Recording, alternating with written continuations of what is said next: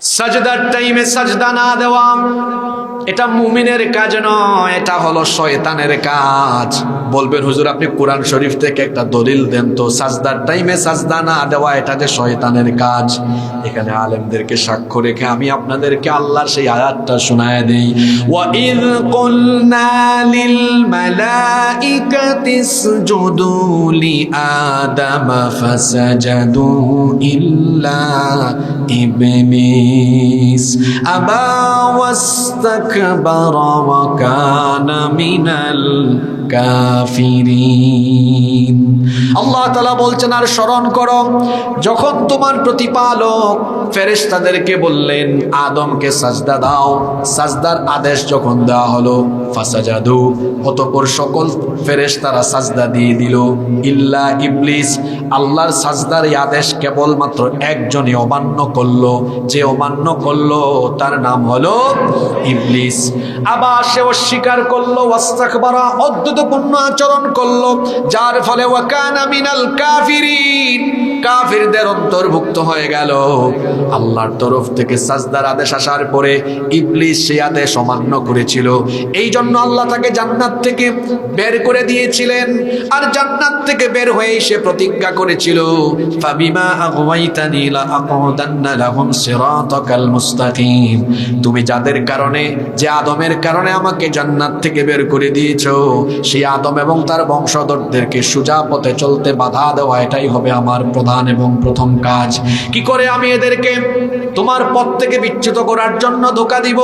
সূরা আরাফে এসেছে, সে বলেছিল সুম্মা লাআতিয়ান্নাহুম মিন বাইনি আইদিহিম ওয়া মিন খালফিহিম ওয়া আন আইমানিহিম ওয়া আন শামাইলিহিম ওয়া লা তাজিদু আকসারাহুম শাকিরিন।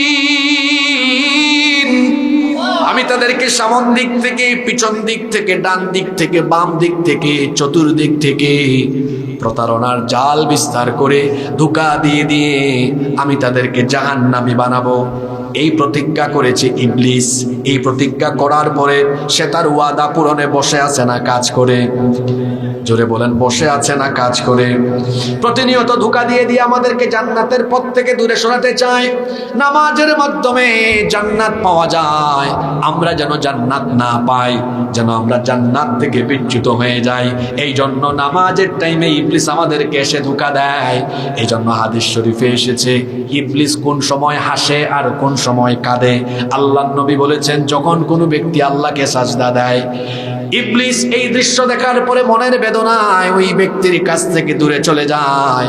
রাসূল বলছেন, যখন কোনো ব্যক্তি আল্লাহকে সাজদা দেয়, ইয়াতাজালা শাইতানু ফায়াবকি, শয়তান তখন ওই ব্যক্তির কাছ থেকে দূরে চলে যায় মনের বেদনায়। ফায়াবকি অতঃপর সে তখন কান্না করে। এই হাদিস আপনাকে আমাকে কি বার্তা দিল? আমরা আল্লাহকে সাজদা দিলে, আমরা নামাজে গেলে ইবলিস হাসে না কাঁদে? মহিলার মতো আওয়াজ দিন না, পুরুষ মানুষের মতো বলেন। আমরা নামাজে গেলে, আল্লাহকে সাজদা দিলে ইবলিস হাসে না কাঁদে? আমরা নামাজে গেলে আল্লাহকে সাজদা দিলে ইবলিস কাঁদে। আর আমরা যখন নামাজে যাই না, ইবলিস তখন, সবাই বলেন, চুপ থাকলে বিপদে পড়বেন। এই হাদিসের শিক্ষা বলেন, আমরা নামাজে গেলে ইবলিস, জোরে বলেন, আরো জোরে বলেন, আমরা নামাজে না গেলে ইবলিস। ওকে, নাও টেক ইউর ডিসিশন। এখন সিদ্ধান্ত নেন, আপনারা নামাজের টাইমে ইবলিসকে হাসাবেন না কাঁদাবেন? এখন যারা জবাব দিলেন না, আপনারা কি ইবলিসের কাছ থেকে খেলাফত নিয়েছেন? তাহলে চুপ থাকলেন কেন? আপনারা নামাজের টাইমে ইবলিসকে হাসাবেন না কাঁদাবেন? সবাই এখনো বলেন নাই, হাসাবেন না কাঁদাবেন? আরো জোরে বলেন। কাঁদাতে হলে 5 ওয়াক্ত নামাজ ছাড়বেন না আদায় করবেন? জোরে বলেন। মানুষ হয়ে আল্লাহর দেওয়া 5 ওয়াক্ত নামাজের আদেশ অমান্য করে 5 ওয়াক্ত নামাজ ছাড়ে যারা, আল্লাহর জমিনে শয়তানের খলিফা, শয়তানের খাস গোলাম হলো তারা। 5 ওয়াক্ত নামাজের আদেশ অমান্য করে শয়তানকে খুশি করে যারা, মানুষরূপী আস্ত একটা শয়তান তারা। কারণ আমি যখন নামাজে যাই না, খুশি হয় কে? জোরে বলেন খুশি হয় কে? আর আমি নামাজে গেলে খুশি হন কে? জোরে বলেন তো আমরা খুশি করব কাকে? তো আল্লাহকে খুশি করতে হলে 5 ওয়াক্ত নামাজ ঠিক রাখার দরকার আছে না নাই? আশ্চর্য অবস্থা, নামাজের টাইমে মানুষ নাই, আবার ওয়াজের প্যান্ডেলে মানুষের জায়গা হয় না, কিন্তু দেখা যায় আজান হলে পরে আমাদের মসজিদগুলো ফাঁকা থাকে। আল্লাহর নবীর মসজিদের নাম মসজিদে নববী। মদিনায় এসে একটা মসজিদ বানালেন। সেই মসজিদের অবস্থা ছিল এমন, উপরে ছিল খেজুর পাতার ছাউনি, নিচে কোনো টাইলসও ছিল না, দামি কোনো কার্পেটও ছিল না, খেজুর পাতার ছাউনি দিয়ে ছাদ করা, নিচে কোনো কার্পেটও ছিল না, টাইলসও ছিল না। যখন তারা সাজদা দিতেন, মরুভূমির উত্তপ্ত বালির মধ্যে সাজদা দেওয়ার কারণে অঙ্গ প্রত্যঙ্গে, কপালে নাকে ধুলাবালু লেগে যেত। অল্প একটু বৃষ্টি হলে পরে কাদা অঙ্গ প্রত্যঙ্গে মেখে যেত। আল্লাহ নবীর মসজিদ ছিল কাঁচা, কিন্তু মুসল্লি ছিল পাকা। আর আমাদের এখন সব মসজিদ পাকা, কিন্তু মুসল্লির অভাবে আমাদের মসজিদ থাকে ফাঁকা। কিভাবে আমাদের 5 ওয়াক্ত নামাজ কাজা হয়? আমার জাতীয় কবি বড় সুন্দর করে কবিতার প্রতিটি লাইনে সমাজের বাস্তব চিত্র তুলে ধরেছেন। কবি বলছেন, ঘুমাইয়া কাজা করেছ ফজর, তখনও জাগনি যখন জোহর, হেলায় খেলায় কেটেছে আসর, মাগরিবের ওই শুনি আজান, এখনো জামাতে হওরে শামিল, এখনো এর সাথে আছে স্থান, বাজিছে দামামা বাদরে আমামা, শির উঁচু করি মুসলমান, দাওয়াত এসেছে নয়া জামানার, ভাঙা কেল্লা আয়ুরে নিশান। কিভাবে আমার নামাজ যায়? হ্যাঁ, কবি বলছেন, ঘুমাইয়া কাজা করেছ ফজর। ফজরের টাইমে ঘুমায় থাকে, ফজরের টাইমে ঘুমায়, নামাজে যায় না। ফজরের ক্ষণ গেল পরনি নামাজ, জোহরে ও ডুবেছিলে নিয়ে শত কাজ। ফজরের ক্ষণ গেল পরনি নামাজ, জোহরে ও ডুবেছিলে নিয়ে শত কাজ, হেলায় খেলায় গেল আসরের কাল, মাগরিবেও পড়লে না নামাজির সাজ। ফজরের ক্ষণ গেল পরনি নামাজ, জোহরে ও ডুবেছিলে নিয়ে শত কাজ। এভাবেই তো নামাজ যায়। ফজর আপনার ঘুমে যায়। এই যে আপনি ফজরের টাইমে ঘুমালেন, নামাজে আসলেন না, জোহরের আগে আপনার জানাজা রেডি হওয়ার সম্ভাবনা আছে না নাই? কেমন করে ঘুমাও তুমি, কেমন করে ঘুমাও তুমি, ফজর করে কাজা, এমন তো হতে পারে জোহরে জানাজা। হতে পারে কি পারে না? কেমনে ঘুমায় থাকলেন ফজরে? জোহর গেল আপনার অবহেলায়, আসর চলে গেল খেলাধুলায়, মাগরিব চলে গেল রং তামাশায়, এশা চলে গেল আড্ডায় আড্ডায়। এই রকম বেনামাজি হয়ে হয়ে হয়ে হয়ে মনে রাখবেন, একদিন এই জীবন ঘড়ির কাঁটা থেমে যাবে। আপনি একদিন মারা যাবেন। আপনার আগে কেউ পৃথিবীতে বেঁচে থাকতে পারে নাই। আপনি মারা যাবেন। নিজেকে বেনামাজি বানিয়ে, বেনামাজি হয়েই যদি দুনিয়া থেকে বিদায় নেন, কি কঠিন পরিণতি আপনার জন্য অপেক্ষা করছে আপনি কি কখনো ভেবেছেন? একবারও কি আপনার বিবেকের দুয়ারে এই হাদিসটা করাঘাত করে না? আমি যখন আমার রবের সামনে দাঁড়াবো, হাসরের মাঠে আমরা সবাই আল্লাহর সামনে একদিন দাঁড়াবো, এ ব্যাপারে কোনো সন্দেহ আছে? জোরে বলেন, সন্দেহ আছে? সেই দিন আল্লাহ বিচার আরম্ভ করবেন সর্বপ্রথম যে প্রশ্ন দিয়ে, যে আমলের ব্যাপারে প্রথমে তিনি আমাদের কাছে জানতে চাইবেন, সেই আমলের নাম কি? ওয়াস্ত সব জানে, শুধু আমল করে না। আল্লাহ নবী বলেছেন, ইন্না আউওয়ালা মা ইউহাসাবু বিহিল আবদু ইয়াউমাল কিয়ামাতি মিন আমালিহি সালাতিহি। আল্লাহ নবী বলেছেন, নিশ্চয়ই কিয়ামতের ময়দানে আল্লাহ তাআলা তোমাদের কাছ থেকে প্রথম যে আমল সম্পর্কে জানতে চাইবেন, সেটা হলো বান্দারে নামাজ তুমি ঠিকমতো আদায় করেছো কিনা। কি জবাব দিবেন আপনি আল্লাহর কাছে? এখানে যদি 4-5 জন ব্যক্তি এদের পরিস্থিতি যদি এমন হয়, এই যে পা থেকে এতটুকু বুক পর্যন্ত অংশ থাকে, মাথাটা যদি কাটা থাকে, আপনারা বলেন তো মাথা ছাড়া এই পা থেকে বুক পর্যন্ত এতটুকু অংশ দেখে সাথে সাথে কি একজন মানুষের পরিচয় পাওয়া যাবে? তাহলে বোঝা গেল 3.5 হাত বডির মধ্যে যে অংশটা দেখলে সাথে সাথে একজন মানুষের পরিচয় পাওয়া যায় সেটা হলো মাথা। সেটা হলো কি? মাথা। এটা থাকলেই সাথে সাথে চেনা যায় এটা অমুক, তাই না? ইসলামের ইবাদতের মাথা বা মগজ বলা হয় নামাজকে। আস-সালাতু হিয়া রাসুল ইবাদা। নামাজ হচ্ছে ইবাদতের মগজ। যেমনি ভাবে পা থেকে গলা পর্যন্ত এতটুকু অংশ থাকলে, মাথা না থাকলে ওই মানুষের পরিচয় সাথে সাথে পাওয়া যায় না, ঠিক তেমনি নামাজ বাদ দিয়ে ওয়াজ মাহফিলের আয়োজন করে ওয়াজ মাহফিলের আয়োজক বক্তা তক্তা শ্রোতা হয়ে নামাজ কাজা করে নিজেকে মুসলমান হিসাবে আল্লাহর দরবারে পরিচয় দেওয়া যাবে না। সবার আগে হলো, জোরে বলেন, সবার আগে হলো নামাজ। ছেড়ে দিলে খুশি হয় কে? আদায় করলে খুশি হন কে? যে 5টি কাজে শয়তান খুশি হয় এর মধ্যে 1 নাম্বারটাই বললাম, নামাজ ছাড়লে শয়তান খুশি। শয়তানের গোলামি করে শয়তানকে কারা কারা খুশি করবেন হাত তুলে দেখান তো। মাশাআল্লাহ, অনেক জায়গায় বেহুশ মাহফিল হয়, মানুষ বেহুশ হয়ে ওয়াজ শুনে, এখানে হুশ আছে আলহামদুলিল্লাহ। ইয়া রব্বি, আমরা তো এতদিন ভুল করে ফেলেছি না বুঝে। আজকে আমরা এখানে বসে তওবা করলাম, আর নিজেকে আমরা শয়তানের ধোঁকায় জাহান্নামের পথে পরিচালিত করব না যতক্ষণ বেঁচে থাকবো। আল্লাহ তোমাকে খুশি করে তোমার গোলামি করে 5 ওয়াক্ত নামাজ আদায় করব। কারা কারা রাজি আছেন আল্লাহকে হাত দুটা দেখান তো। মাশাআল্লাহ মাশাআল্লাহ, আল্লাহ সবার হাতগুলা কবুল করেন, বলেন আমিন। হাত নামান। হাত কি আবেগের ঠেলায় তুলছেন না বুঝে শুনে তুলছেন? আর নামাজ ছাড়বেন? জোরে বলেন, নামাজ ছাড়বেন? মা বোনরা বাড়ি থেকে যারা শুনছেন, প্লিজ নামাজ ছাড়া যাবে। নামাজ ছাড়লে খুশি হয় কে? দেখো ওই হাদিসটা মনে আছে কিনা। এই একটা হাদিসে আপনার হেদায়েতের জন্য যথেষ্ট হতে পারে। আমি নামাজে গেলে শয়তান হাসে না কাঁদে?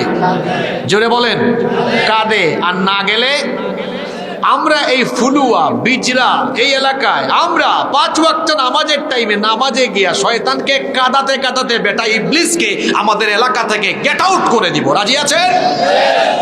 আল্লাহ কবুল করেন। বিশেষ করে যুবক ভাইদেরকে বলছে, কি পাকুম করে চলাফেরা করে এই বয়সে, কই হুজুর এখন কি নামাজ আদায় করবো না, একটু বুড়া দুরা হই তারপরে পড়বো। আপনি বুড়া হবেন এটা কে বলেছে আপনাকে?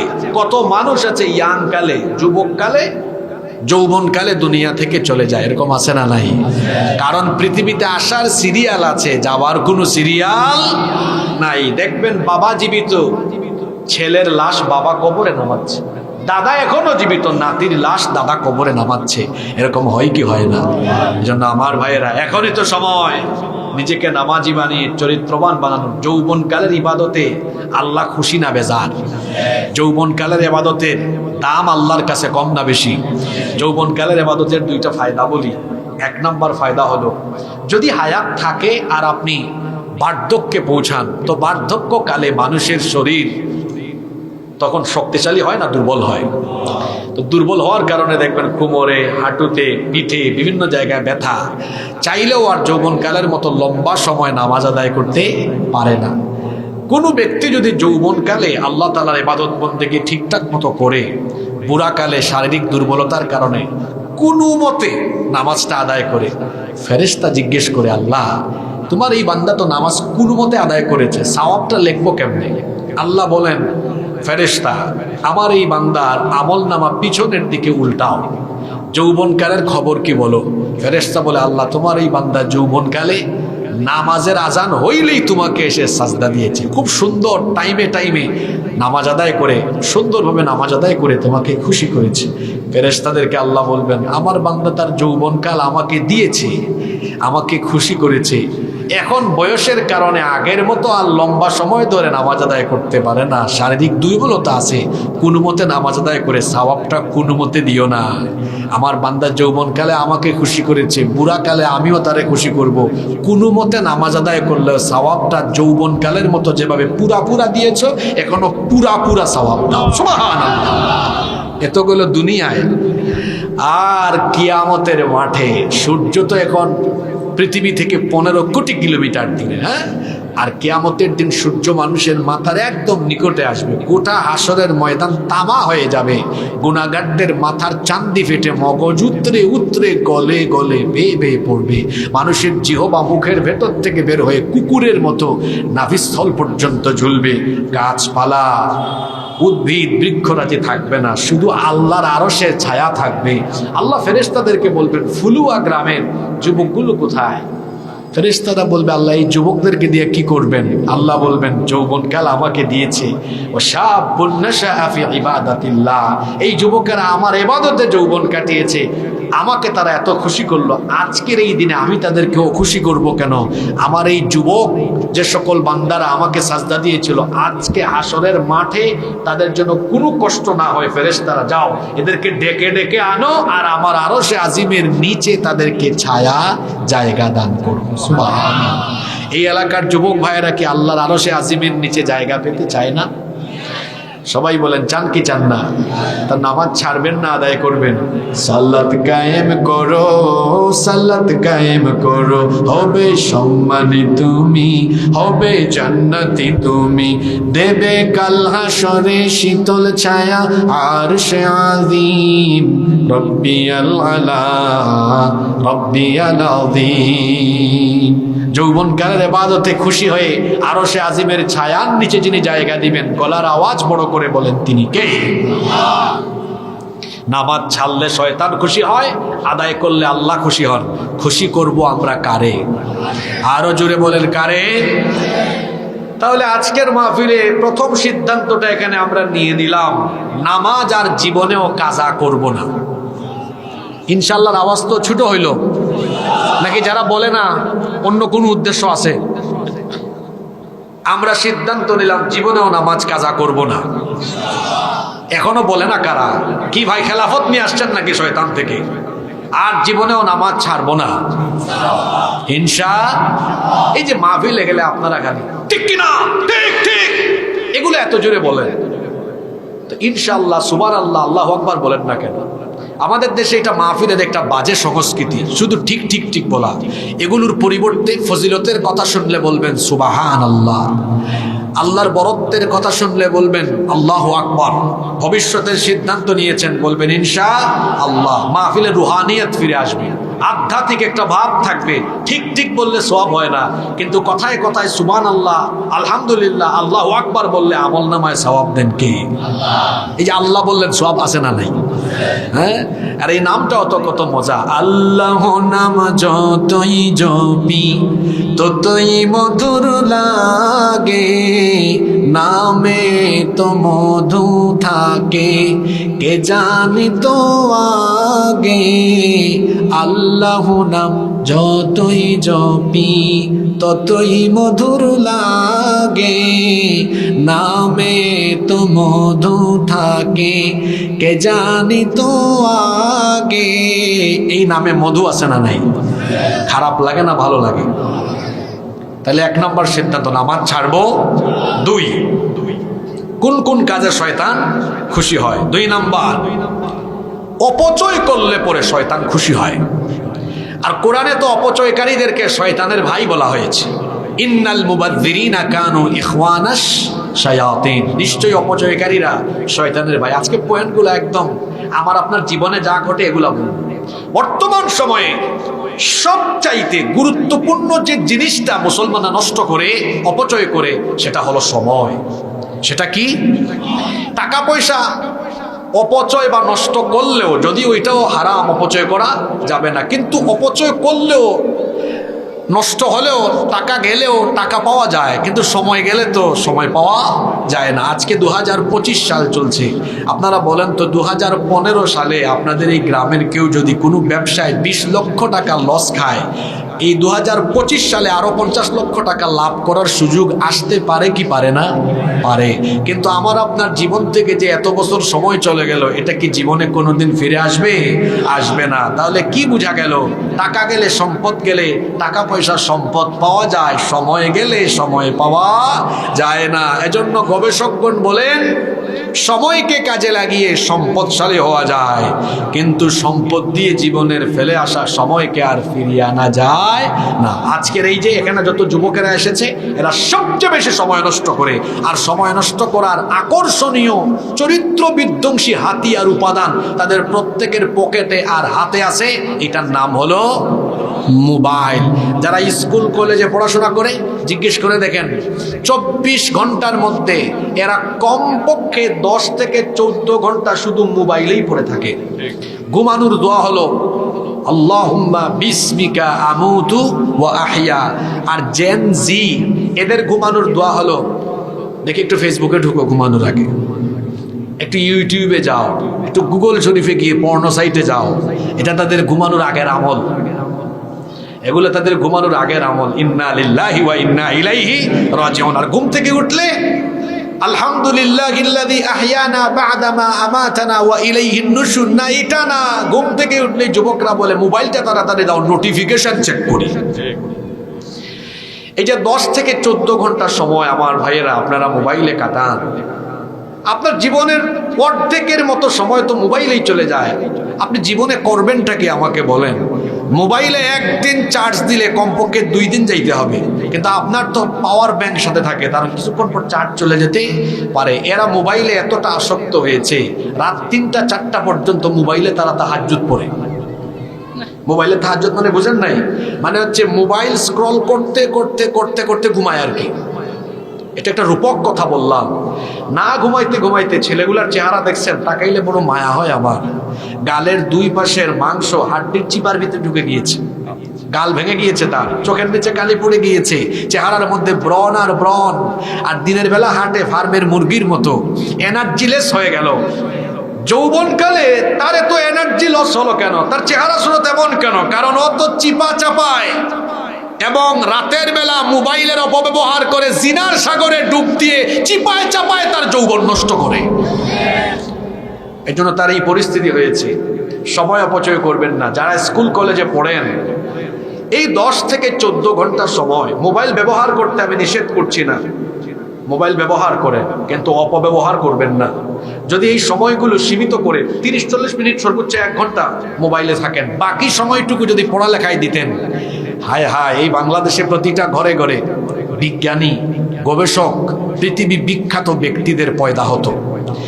যদি ব্যবসায়িক কাজে মনোযোগী হতেন, উদ্যোক্তা হতেন, আপনার সময় কাজে লাগতো। আমি যুবক ভাইদেরকে বলছি, পৃথিবী বিখ্যাত লাগবে না, বাংলাদেশের বড় বড় কিছু ব্যবসায়ী আছেন না, এদের কাছে যাবেন, ইন্টারভিউ নেবেন। অনেকের দেখবেন ফেসবুক আইডিও নেই, মোবাইল চালানোর সময়ও নাই। আমাদেরকে বা আমাদের মতো অনেক হুজুর আছেন না, হ্যাঁ, হুজুরদেরকে অনেক হুজুর আছেন যাদেরকে চিনে মানুষ ফেসবুকে ইউটিউবে দেখে, কিন্তু অনেক বড় বড় ব্যবসায়ীরা এরকম ফেমাস হুজুরদেরকে চিনেও না। বলে আপনি কে? বা কেউ নিয়ে গেলে বলে উনি কাকে নিয়ে আসছেন? ও চিনবে কেমনে?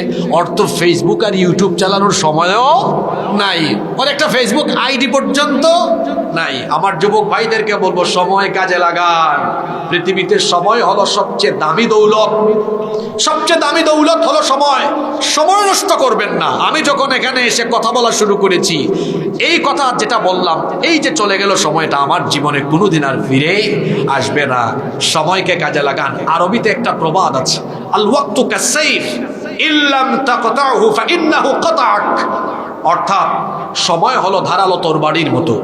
আপনি সময়কে টুকরা টুকরা করতে পারবেন না, কিন্তু সময় এর অপব্যবহার করলে, সময়ের অপব্যবহারের কারণে আপনার জীবন ক্ষত বিক্ষত টুকরা টুকরা হয়ে যাবে, ধ্বংস হয়ে যাবে। আমার কলিজার টুকরা যুবক ভাইদেরকে বলছি, সময় কাজে লাগান, সময় নষ্ট করবেন না, অপচয় করবেন না। অপচয় করলে খুশি হয় কে? জোরে বলেন, খুশি হয় কে?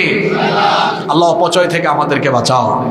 নাম্বার 3 নাম্বার, বেপরদা, নগ্নতা, অর্ধনগ্নতা, উলঙ্গপনায় মেতে উঠলে, উলঙ্গপনায় বেপরদায় নিমত্ত থাকলে খুশি হয় কে?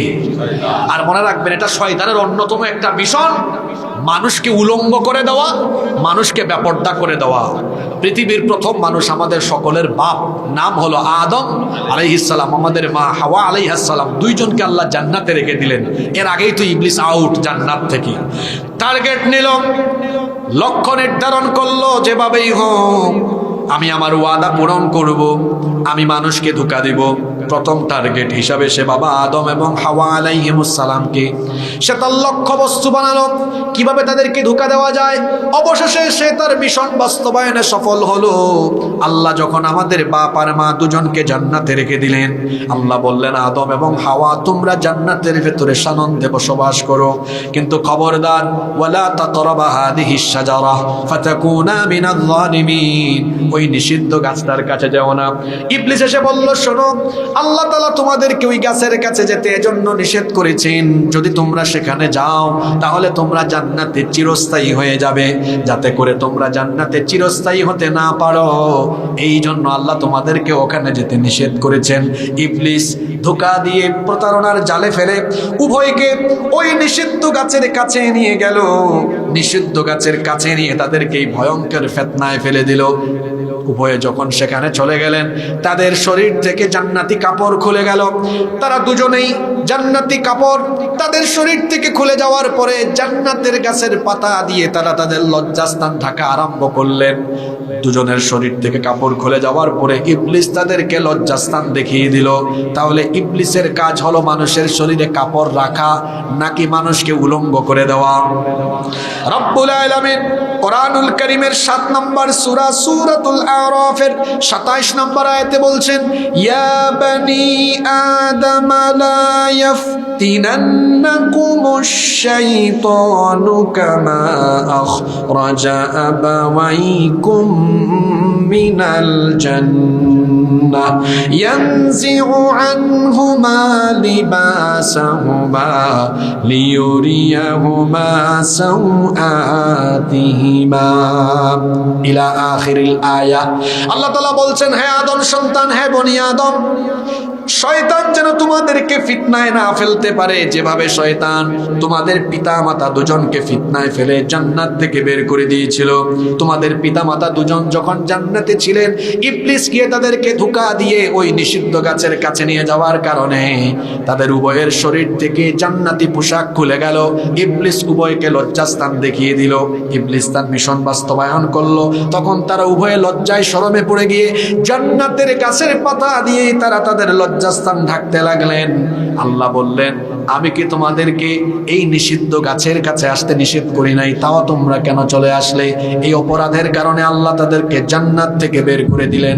ইবলিস তার মিশন বাস্তবায়নে সফল হলো। তাহলে আমাদের বাপ এবং মা দুজনকে ইবলিস জান্নাতের ভেতরে ঢুকা দিয়ে তাদের উভয়কে ইবলিস ধোঁকা দিয়ে নিষিদ্ধ গাছের কাছে নিয়ে গিয়ে উভয়ের শরীর থেকে লজ্জাস্থান খুলে ফেলে দিয়েছে। আল্লাহ আমাদেরকে সতর্ক করেছেন, সাবধান, তোমাদের পিতামাতা দুজনকে যেভাবে ইবলিস ফিতনায় ফেলেছে তোমাদেরকেও যেন ইবলিস এভাবে ফিতনায় না ফেলে। কিন্তু দুঃখের ব্যাপার হলো, আমার সমাজের নামধারী অনেক মুসলিম ভাই এবং বোন উভয়ই ইবলিসের এই ফিতনা দ্বারা আক্রান্ত হয়ে ইবলিসের মিশন বাস্তবায়নে ইবলিসকে তারা সহযোগিতা করছেন। আমাদের মধ্যে অনেক পুরুষ আজকে দায়ুস হয়ে গিয়েছেন, তিনি তার ঘরের নারীদেরকে বেপরদায় রেখে আবার নামাজেও যান। আমার ওই হাদিসটা মনে পড়ে গেল, আল্লাহর নবী বলেছেন, ইয়াতি আলান নাসি জামান, খুব শীঘ্রই মানুষের উপরে এমন এক সময়ের অবতারণা হবে, অবস্থাটা তখন এমন হবে শেষ জামানা, আখেরি জামানার মুমিনরা তারা উটের জিন সদৃশ উঁচু উঁচু বাহনে চড়ে মসজিদে যাবে। ইয়ানজিলুনা আলা আবওয়াবিল মাসাজিদ, মসজিদের সামনে গিয়ে তারা সেখানে অবতরণ করবে।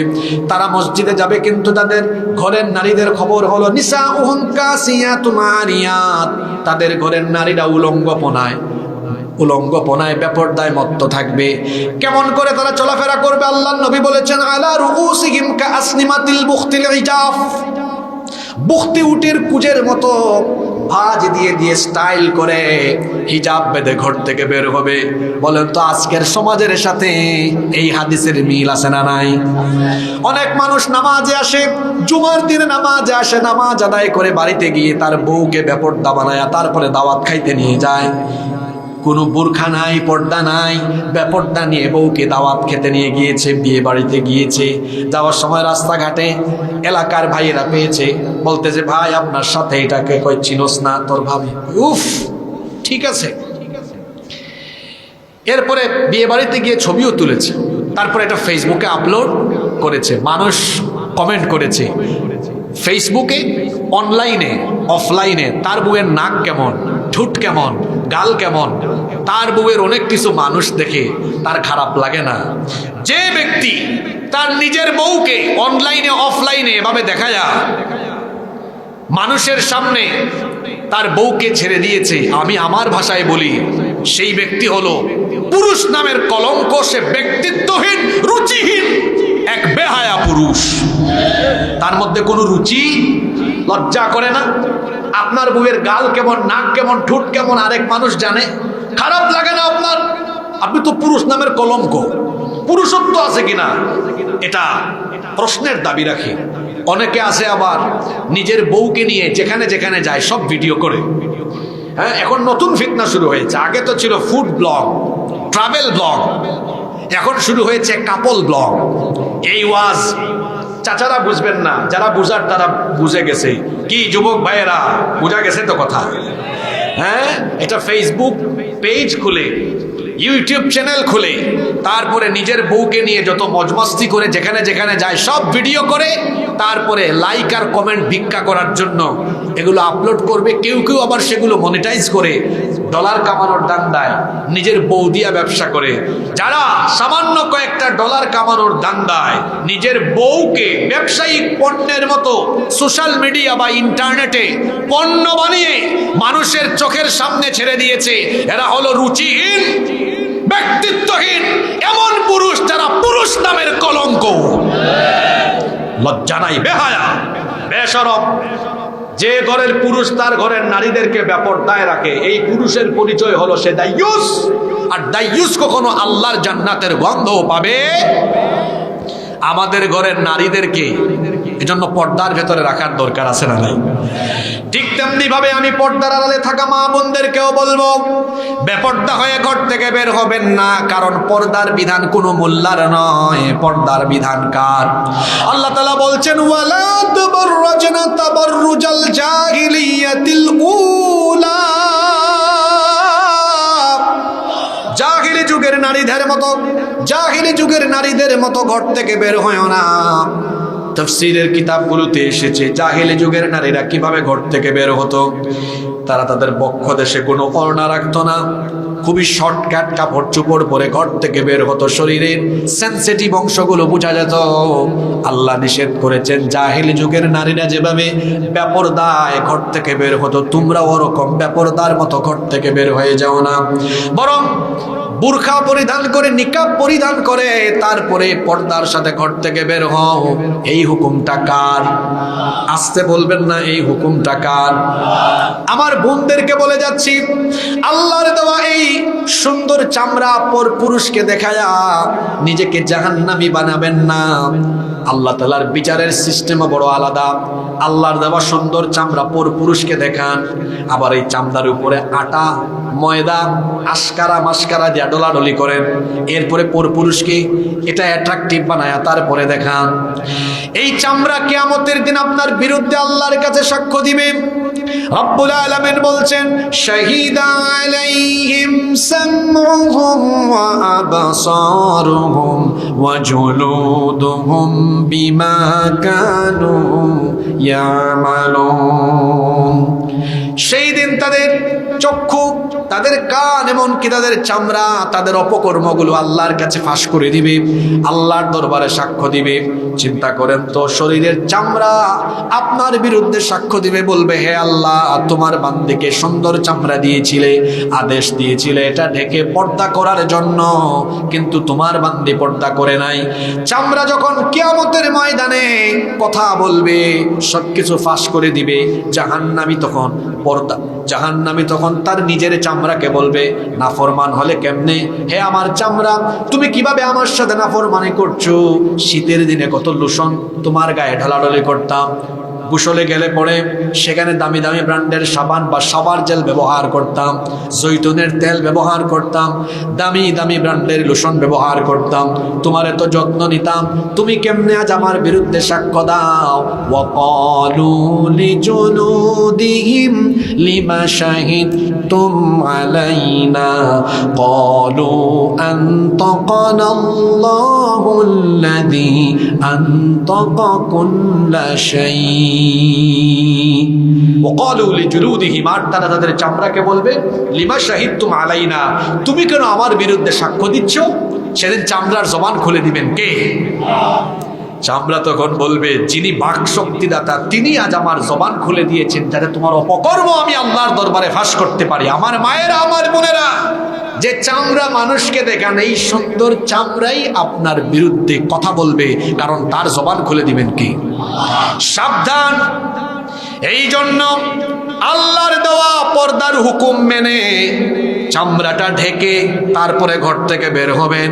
পর্দার বিধান মানার কারণে নারীর ইজ্জত কমে না, বরং ইজ্জত সম্মান আরো বাড়ে। বেপর্দা হয়ে ঘর থেকে বের হলে ভদ্র সমাজে বলা যায় না, তারপরে বোঝানোর জন্য আমি হালকা ইঙ্গিত দেই। বেপর্দা একটা নারী যখন যায় তখন দেখবেন অনেক ছেলেরা বলে দুস্থ দেখ কি যায়, আমি এতটুকু বললাম আর নিচে নামলাম না। আর যখন বুরখা পরে একটা মেয়ে যায় অনেকে তাকায়ও না, তাকাইলেও বলবে ভাই রে ভাই বোনটাকে সাইড করে দাও যাতে সে চলে যায়। সুবহানাল্লাহ। পর্দা করে বের হলে সম্মান বাড়ে, বেপর্দায় ঘর থেকে বের হলে আপনার সম্মান কমে, আজে বাজে মানুষ আপনার দিকে তাকাতে পারে। আর পর্দা করলে পরে আপনার সম্মান আরো বাড়বে। বাড়ায়া দিবেন কে? আমার দেশে আবার কিছু মানুষ আছে, আমরা পর্দার কথা বললে তারা বড় বেজার। হ্যাঁ, তারা বলে দেখছো এই মোল্লারা, এই হুজুররা পর্দার কথা বলে নারীদের উন্নতি আটকাই দিচ্ছে তারা। আমিও আমার ভাষায় বলি শিয়াল, সে সবসময় মুরগির স্বাধীনতা চায়। একবার এক শিয়াল মুরগির খামারের পাশ দিয়ে যাচ্ছে। এখন খামারি বেচারা চতুর্দিকে ওই যে নেটের বেড়া আছে না, বেড়া দিয়ে রাখছে যাতে একটা মুরগিও বাহিরে যাইতে না পারে। শিয়াল নেটের কাছে গিয়া বলতেছে, এই মুরগি, তাদেরকে দেখে আমার খুব মায়া লাগে।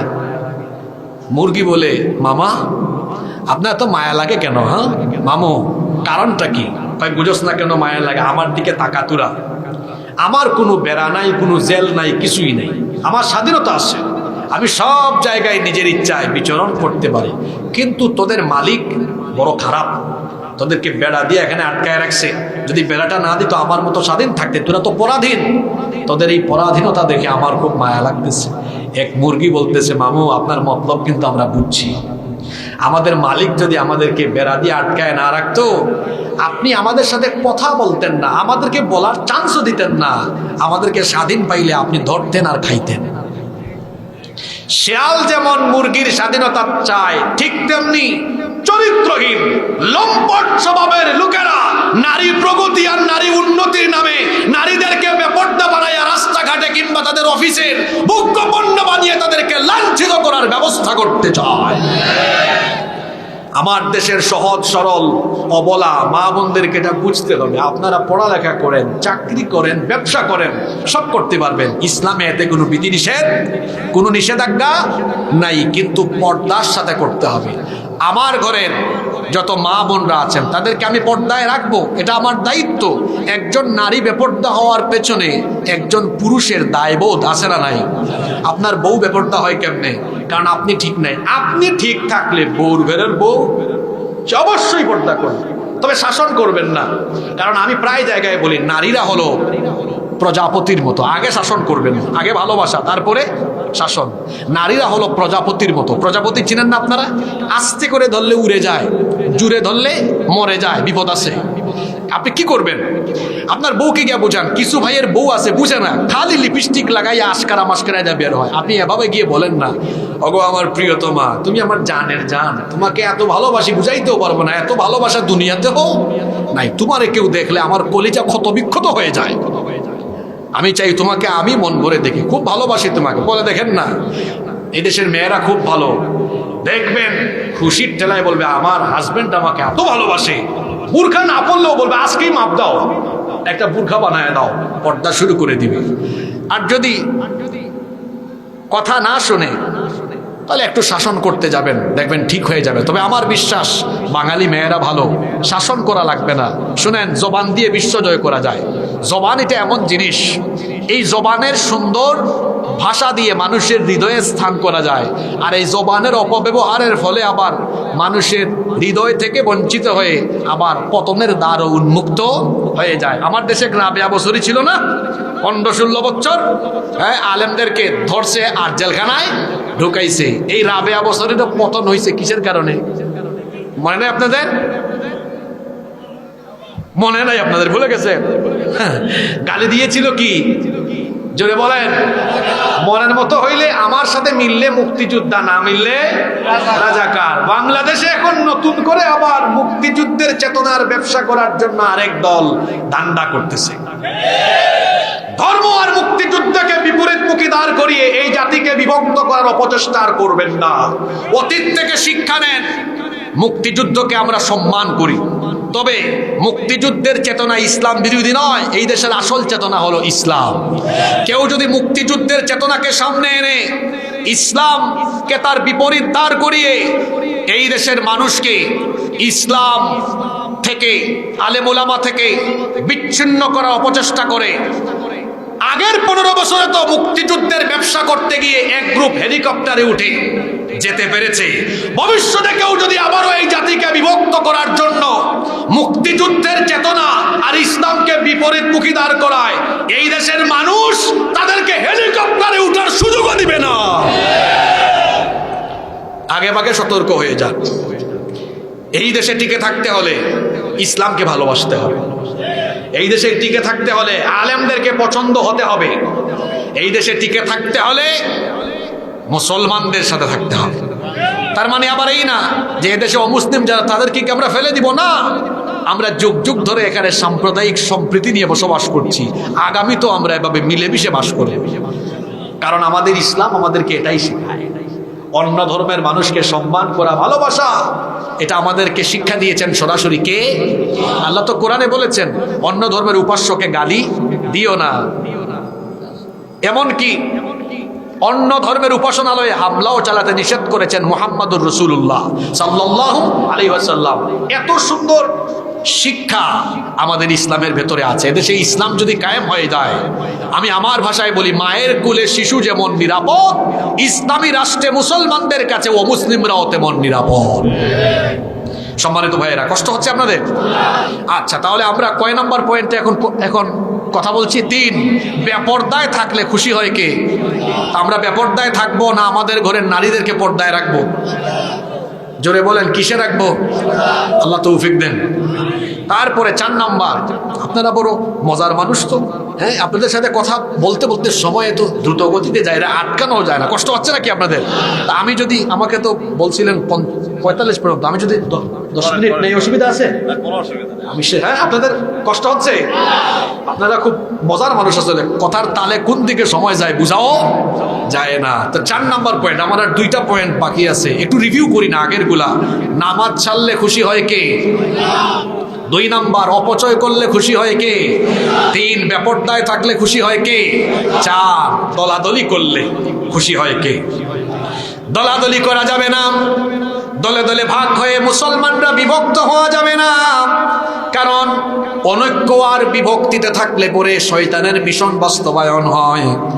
মুসলিম শরীফের হাদিস, জাবির বিন আব্দুল্লাহ রাদিয়াল্লাহু আনহুমা, এই হাদিসের বর্ণনাকারী সাহাবী, তিনি বলছেন, আমি আল্লাহর নবীকে বলতে শুনেছি, নবীজি বলেছেন, ইন্নাশ শাইতানা ক্বাদ আইসা আন ইয়াবুদাহুল মুসাল্লুনা ফি জাজিরাতিল আরব। আল্লাহর নবী বলেছেন, শয়তান এই ব্যাপারে নিরাশ হয়ে গিয়েছে। সে জানে জাজিরাতুল আরবের ভেতরে সে আর মুসল্লিদেরকে তার গোলামি করাতে পারবে না। ওয়ালাকিন, কিন্তু ফিত তাহরিশি বাইনাহুম, মুসলমানদেরকে দলে দলে ভাগ করার ব্যাপারে শয়তান নিরাশ নয়, সে আশাবাদী। অর্থাৎ শয়তান এই আশায় কাজ করে, আমি মুসলমানদেরকে দলে দলে দলে দলে ভাগ করে রাখবো। দলে দলে ভাগ হয়ে থাকলে পরে আমাদের শক্তি কমে, আর মুসলমানের শক্তি যখন কমে ইবলিসের হাসাহাসি, ইবলিসের আনন্দ তখন বাড়ে। কারণ যখন পৃথিবীতে মুসলমানরা শক্তিশালী হবে, ইসলাম বিজয়ী হবে, আল্লাহর দিন কায়েম হলে শয়তান খুশি না বেজার? আল্লাহর দিন কায়েম হলে শয়তান বেজার, শয়তান এটা চায় না। আর ঐক্যবদ্ধ থাকলে পরে আল্লাহর দিন কায়েম সহজ হয়। এজন্য শয়তান চায় মুসলমানরা যেন ঐক্যবদ্ধ না হয়। ওয়ালাকিন ফিত তাহরিশি বাইনাহুম, তোমাদের মধ্যে দলাদলির ব্যাপারে শয়তান নিরাশ নয়, সে আশাবাদী। সে চায় তোমরা যেন দলে দলে বিভক্ত হয়ে থাকো। আর আল্লাহ চান, আল্লাহ বলেন ওয়াতাসিমু বিহাবলিল্লাহি জামিআন ওয়া লা তাফাররাকু, তোমরা ঐক্যবদ্ধ হয়ে আল্লাহর দ্বীনের রজ্জুকে আঁকড়ে ধরো, বিচ্ছিন্ন হয়ে না। নবীজি বলেছেন ইহুদি খ্রিস্টানরা 72 দলে বিভক্ত হয়েছে, আমার উম্মত 73 দলে বিভক্ত হবে। 72 দল জাহান্নামে যাবে, 1 দল জান্নাতে যাবে। সাহাবীরা বললেন তারা কারা? আল্লাহর নবী বললেন যারা আমার আর আমার সাহাবীদের পথের উপরে আছে তাদেরকে জান্নাত দিবেন কি? এজন্য আমরা কেউ অনৈক্য দলাদলিতে বিভক্ত হব না, সবাই ঐক্যবদ্ধ থাকবো।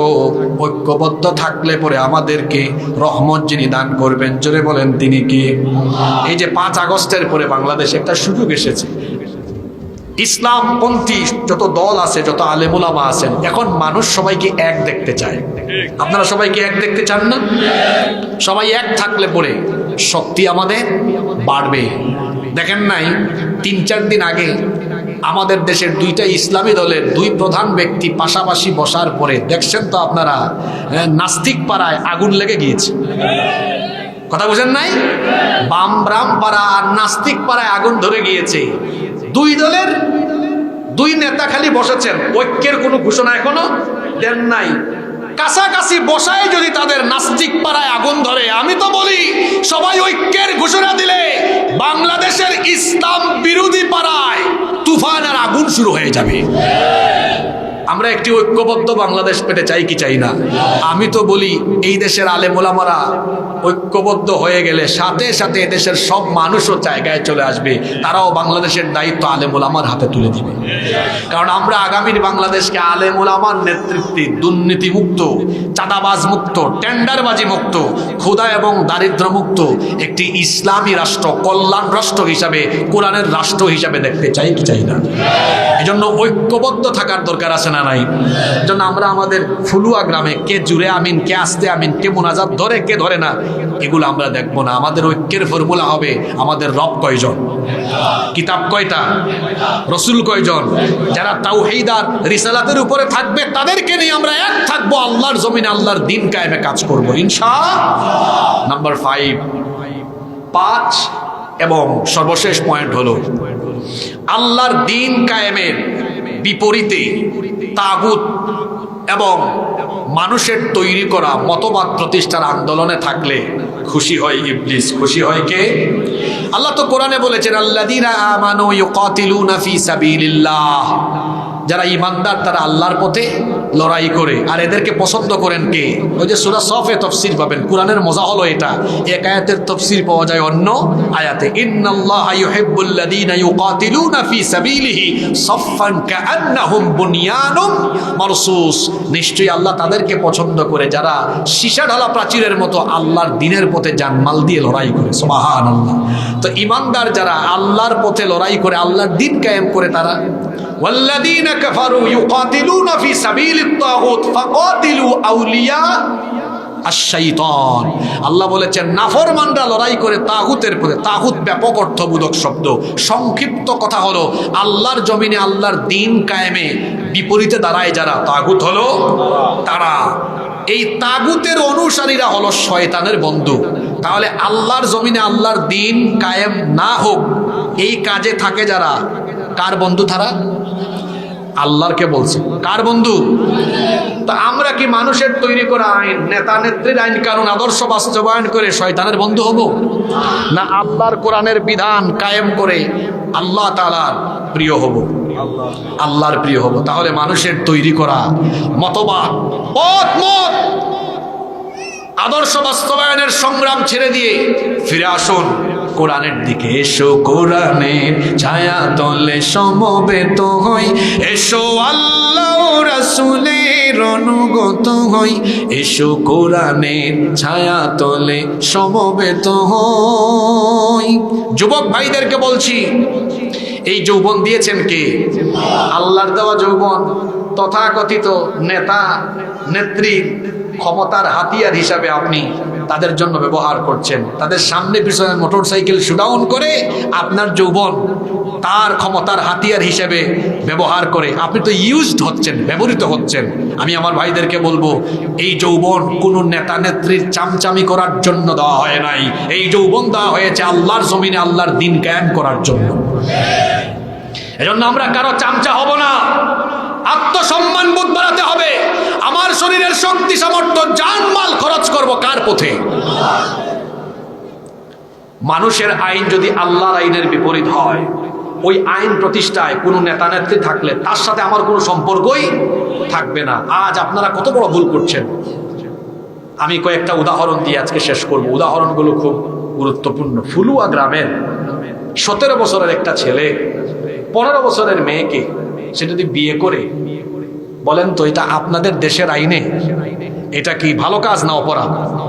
কথা বলেন, এটা কি বিবাহ? হুজুর সুদ্ধা জেলে ঢুকবে যে হুজুর বিয়ে পড়াবে। এবার বলেন আল্লাহর আইন, কোরআনের আইনে এটা কি অপরাধ? জোরে বলতে হবে, আরো জোরে বলেন। আচ্ছা, তাহলে আল্লাহ করছেন হালাল, আপনার দেশের আইন করছে। এবার ঘটনাটা উল্টায় দেন। এই 17 বছরের ছেলেটা 15 বছরের মেয়েকে নিয়ে লাউতলা, ঝাউতলা, বটকাসতলা, হ্যাঁ, লেকের পার, নদীর ধার, কলেজ বিশ্ববিদ্যালয়ের ক্যাম্পাসে বসে কবুতরের জোড়ার মতো বসে বাদাম খায়, একটার একটারে খাওয়ায় দেয়, হ্যাঁ, ঠালাডলি মাখামাখি করে।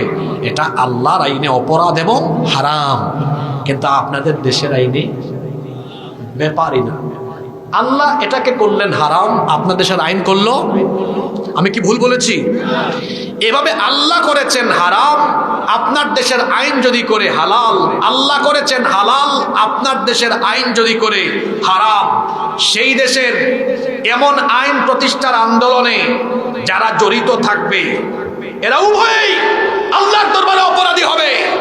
এজন্য আমি আপনাদেরকে বলবো, আমি আপনাদেরকে অনুরোধ করব, আল্লাহ তাআলার সার্বভৌমত্বের সাথে, আল্লাহর মহান সার্বভৌমত্বের সাথে শিরকে লিপ্ত হয়ে এমন কাজে জড়িয়ে নিজেকে জাহান্নামমুখী করবেন না, বরং আল্লাহর আইন বাস্তবায়নের জন্য, কোরআনের রাজ কায়েমের জন্য আমরা সবাই ঐক্যবদ্ধ থাকব।